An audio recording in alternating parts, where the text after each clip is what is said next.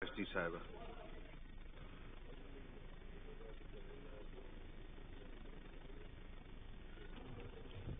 बिस्मिल्लाहिर्रहमानिर्रहीम।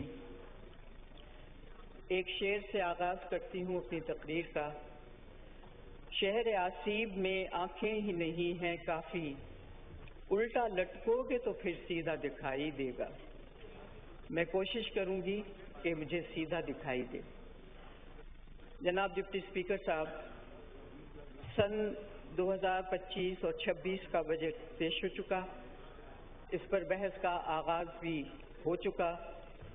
हुकूमत और हुकूमती अरकान के लिए तो इससे बेहतरीन बजट कभी आया ही नहीं है, और उनके ख्याल के मुताबिक अवाम के तमाम मसाइल हल कर लिए गए हैं इस बजट में, और इस पर तो एतराज़ की गुंजाइश ही नहीं होनी चाहिए।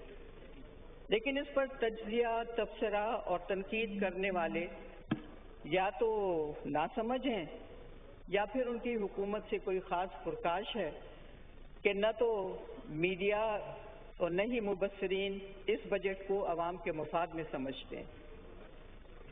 वज़ीर ख़जाना और मालियात की बजट की जो तकरीर थी वो बिल्कुल बेरूह थी। कोई अच्छी चीज़ नहीं हो रही थी, दिल को तसल्ली नहीं हो रही थी, और मैं ये कहूँगी कि सिर्फ एक रस्म थी जो उन्होंने पूरी की। रिवायती तौर पर अदा की हुई इस तकरीर में हम अवाम की जो हमसे उम्मीदें वाबस्ता हैं और जो वो समझते हैं कि हम उनके लिए कोई बेहतरी करेंगे, हम उनकी उन उम्मीदों का जवाब ढूंढने की कोशिश कर रहे हैं। जनाब वाला, इसमें कोई शक नहीं कि IMF के दरवाजे पर हम अपनी कौमी गैरत, खुद मुख्तारी और तारीखी हुर्मत को नीलाम कर चुके हैं। बदतरीन शराइत पर जो कर्जे लिए हैं, उन जंजीरों से कौम की आज़ादी और उसकी आज़ादी और उनका निकलना बहुत मुश्किल नज़र आ रहा है।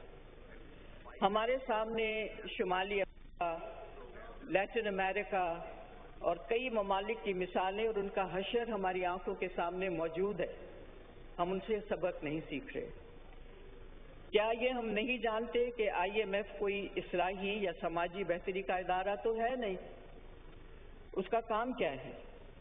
वो 1944 में वजूद में आने वाला ये इदारा अमेरिका और चीन उनकी तर्जुमानी के लिए बनवाया गया, और आज तक उसका दफ्तर वाशिंगटन DC में प्रेसिडेंट ऑफ अमेरिका के साए में वो मौजूद है। वहीं से वो काम हो रहा है और हम उनके गुलाम बने हुए हैं। कितने अफसोस की बात है जनाबे वाला कि 2 दहाइयों से हमारी मईशत कर्जों में जकड़ी हुई है। हर पैदा होने वाला हमारा बच्चा कर्जदार होकर पैदा होता है। उसने कर्ज कुछ नहीं किया, लेकिन वो यहाँ पैदा हुआ और वो कर्जदार होकर पैदा होता है। हमारे किए की सज़ा हमारे बच्चे भुगत रहे हैं, हमारे नौजवान भुगत रहे हैं, और हमने अपनी आने वाली नस्लों को ये तोहफे दिए। शुरू से ही वर्ल्ड बैंक और IMF रियासत के अख्तियार को ख़त्म करने के लिए इन मुल्कों में निजकारी और अमरीका नवाज आज़ाद मंडी के तस्वुर को लिबरलिज्म के सिंबल में लाकर उसको ये कहता है कि तिजारत तो ताजरों का काम है, हुकूमत का तो इसमें कोई हिस्सा होना ही नहीं चाहिए। लिहाजा सरकार को ताजरों के मामलात में कोई मुदाखलत ही नहीं करनी चाहिए। वो नहीं करते हैं। यही बात इससे पहले हमारे मुल्क में रज़ा ने कही, शौकत अजीज़ ने कही, हफीज़ शेख ने कही, और वर्ल्ड बैंक और IMF की तर्जुमानी करते हुए फरमाते थे वो लोग। और यही बात आज हमारे वज़ीर ख़जाना साहब ने भी फरमा दी थी उस दिन जब बजट पेश किया। जो पॉलिसियाँ कौम की बेहतरी के लिए बनाई जा रही हैं, उनके पीछे कहानी ये है कि एक इदारा अच्छा भला चलते चलते जब ख़राब हो जाता है और कमाते कमाते खसारे में चला जाता है, तो उसकी सबसे बड़ी मिसाल हमारा PIA है, जिसने दूसरे मुल्कों की हवाई कंपनियों को उड़ान देना सिखाया, और आज उसको उसका भट्टा बिठा दिया गया। بیٹھ گیا یا بٹھا دیا گیا، یہ آپ لوگ فیصلہ کیجئے۔ اور فلسفہ یہ اپنایا گیا، اگر کوئی چیز سنبھالی نہیں جاتی تو اسے جان چھڑاؤ۔ سوال یہ پیدا ہوتا ہے کہ جب یہ خرابیاں آپ سب کی نظروں میں آ جاتی ہیں تو اس کو ٹھیک کیوں نہیں کرتے ہو؟ نہیں کریں گے، اس کا سد بعد نہیں ہو سکتا۔ تو مبارک ہو قوم کو، آج ہماری وہ بہت اچھی ایئر لائن پرائیویٹائز ہونے جا رہی ہے۔ اب چونکہ ہم نے اپنی سوچ لیا ہے کہ اپنی غلطیاں کریں گے، تو رائٹ سائزنگ کی بات ہو رہی ہے۔ اگر مجھ سے پوچھیں تو میں اس کو رانگ سائزز کہوں گی۔ اس کی ایک مثال اکیڈمی آف لیٹرز جیسا ادارہ ہے، جو بہت فعال ادارہ ہے، جو ہماری ادب اور ثقافت کا ایک استعارہ ہے، اس کو کہہ رہے ہیں کہ ادارہ فروغ قومی زبان LNDP میں کرنے کی سفارش کی گئی ہے۔ صرف یہی نہیں بلکہ یہ بھی تجویز ہے کہ پھر LNDP کو کسی یونیورسٹی کے شعبے اردو میں ضم کر دیا جائے۔ پھر یہ کہتے ہیں کہ اگر انہیں سے کوئی بات نہ مانے تو ادارے کو بند کر دو۔ اب یہ کہاں کی عقل مندی ہے؟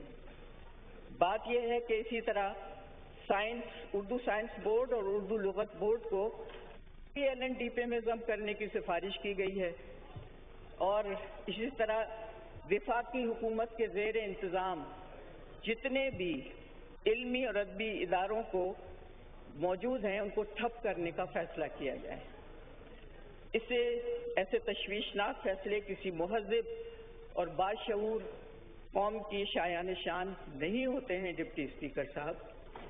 یہ ادارہ تمام پاکستانی زبانوں کے ادب کے فروغ کے لیے کوشاں ہے، اور اس کی بقا ہمارے قومی شعور کی بقا ہے، یہ سوچ لینا چاہیے۔ اور میں نہیں سمجھتی کہ پاکستان کے باشعور عوام اس چیز کی اجازت دیں گے کہ ان اداروں کو ہم ختم کر دیں، ضم کر دیں، غائب کر دیں۔ اس کے ساتھ ہی حکومت 6 ڈویژن ختم کر رہی ہے، 45 کمپنیاں اور ادارے پرائیویٹائز ہو گئے یا وائنڈ اپ ہو گئے یا ہونے جا رہے ہیں۔ اور لطیفہ یہ ہے کہ نہ جانے کب سے 40,000 پوسٹیں ویکنٹ رہی ہیں، خالی، کوئی بھرتی نہیں ہوئی۔ کیوں نہیں ہوئی؟ بھائی جب ضرورت نہیں تھی تو کریٹ کیوں کی یہ پوسٹیں؟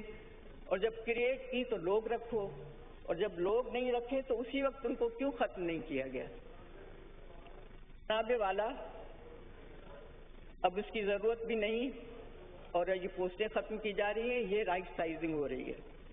پینشن کی پالیسی وہ بھی قابل تشویش ہے، اس پر بھی سوالیہ نشان ہیں۔ یہاں حالت یہ ہے کہ PTV جیسے ادارے سے تعلق یا متعلقہ لوگ ترس رہے ہیں پینشن لینے کے لیے، کمیوٹیشن نہیں مل رہا ہے۔ ریڈیو پاکستان کی حالت ہے، اور بھی بہت بڑے اداروں کی یہی حالت ہے۔ اور اس کے بعد حکومت نے اپنی پالیسی یہ دی ہے کہ جو کام کرنے والا بندہ وفات پا جائے تو اس کی شریک حیات کو ملتا ہے پینشن، لیکن اب اس کی حد انہوں نے کیا کر دی، صرف 10 سال، اور شریک حیات کا اگر انتقال ہو جاتا تو معاملہ ختم ہو جاتا ہے۔ تو جناب والا، یہ پالیسی جس بھی بکرات نے بنائی ہے اس نے نہ کبھی غربت دیکھی ہے نہ اس کو اس کا احساس ہے۔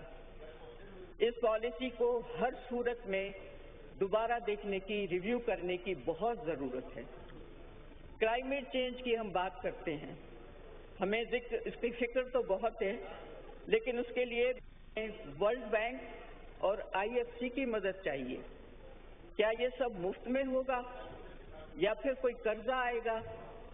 اس طرح کے تمام کانسیپٹس ویسے ہی باہر سے آتے ہیں، ہمیں کوئی فکر نہیں ہے کلائمیٹ چینج ہوتا کیا ہے، اس کا ہماری زندگیوں پہ اثر کتنا ہے، ہمیں نہیں معلوم۔ لیکن چونکہ باہر سے ورلڈ بینک نے کہا آپ کو یہ کام کرنا ہے، ہم بہت خوشی سے کرتے ہیں، جی جی ضرور ضرور۔ کیا مدد ہوگی، کتنا قرضہ ہوگا، کتنا ہمیں ریلیف ملے گا؟ تو جیسے ہی وہی کانسیپٹ باہر سے آتے ہیں، ساتھ ہی کوئی بینک اپنی خدمات پیش کرنے کو آگے آ جاتا ہے۔ لیکن ہماری اپنی کوششیں کیا ہے؟ کیا حکومت کے پاس اپنی کوئی پالیسی ہے؟ کوئی پبلک اویئرنیس کا کوئی ان کے پاس پروجیکٹ ہے یا کوئی مہم چلائی ہے؟ لوگوں کو اویئرنیس ہے؟ اس کی کسی کو غرض نہیں ہے۔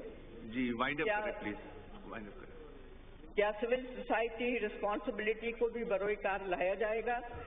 لیکن اس بجٹ یا ڈاکیومنٹ میں کوئی مدلل اور مسند پالیسی نظر نہیں آتی۔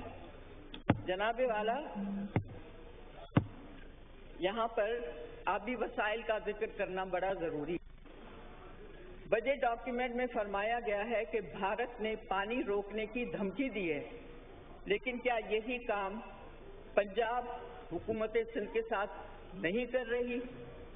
کیا یہ کسی کو نہیں معلوم کہ لوور رائپیرین کے حقوق کا مکمل تحفظ کیا جاتا ہے؟ یہاں تحفظ تو دور کی بات ہے، پورا استحصال ہو رہا ہے۔ جس طرح سندھ کی طرف آنے والے پانی کو روک کر سندھ کو بنجر اور چولستان کو آباد کرنے کا منصوبہ سامنے آیا، شکریہ، تو اس پر سندھ کے لوگوں کا رد عمل بھی دیکھا جا چکا ہے۔ لہذا یہ صورت، جی مائک کھولے، وائنڈ اپ کریں، وائنڈ اپ کرنے دیں۔ جی سفارشی نہ بولے پلیز، آنریبل ممبر کے لیے بہت رسپیکٹ ہے۔ آپ امپورٹنٹ بات کر رہی ہیں۔ جی وائنڈ اپ کریں پلیز۔ لہذا یہ صورتحال اس بات کا تقاضا کر رہی ہے کہ اس معاملے میں ایک واضح اور حقیقت مندانہ پالیسی بننا ضروری ہے۔ اس معاملے میں دونوں صوبوں میں ٹرسٹ کا فقدان ہے، کمی ہے۔ پنجاب میں لگا ٹیلی میٹرک سسٹم ٹیمپر کیا جاتا ہے، کون دیکھے گا اس کو؟ یہ چیزیں کے لیے بہت اہم ہے اور سندھ کے لیے زندگی اور موت کا مرحلہ ہے۔ سکھر حیدرآباد کا منصوبہ سر 70 ارب روپے کی لاگت سے بن تو رہا ہے، لیکن رکھے گئے ہیں صرف 15 ارب۔ لیکن یہ لگتا ہے کہ حاتم طائی کی قبر کو لات ماری ہے۔ میرا یہ خیال ہے کہ یہ شکریہ جی آنریبل